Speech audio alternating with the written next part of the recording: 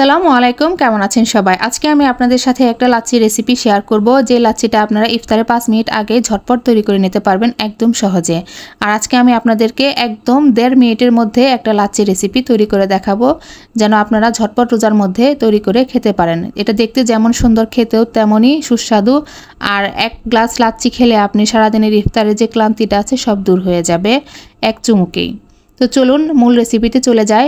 প্রথমে আমি এই লাচ্ছি তৈরি করার জন্য এখানে যে উপকরণ নিয়েছি তা আপনাদের সাথে দেখিয়ে দিচ্ছি। এখানে আমি নিয়েছি 1 কাপ দই, একটা সবরি কলা, 1 টুকরা লেবু, চিনি 2 টেবিল চামচ পরিমাণ আর গুঁড়া দুধ 2 টেবিল চামচ পরিমাণ। সবকিছুই এখন আমি একটি ব্লেন্ডার জারে দিয়ে দেব। আপনারা এখানে সবরি কলার পরিবর্তে কিন্তু অন্য যে কোনো কলা দিয়েও করতে পারেন, সমস্যা নেই।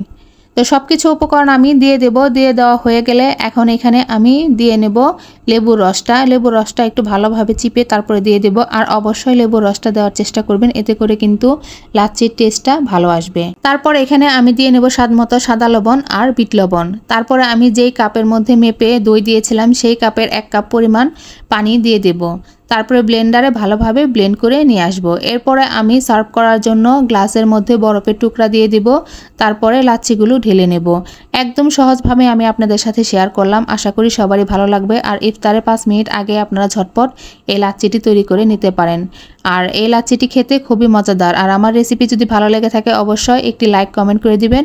আর আমার চ্যানেলে নতুন হলে অবশ্যই আমার চ্যানেলের সাথেই থাকবেন। ভালো থাকবেন সবাই, আল্লাহ হাফেজ।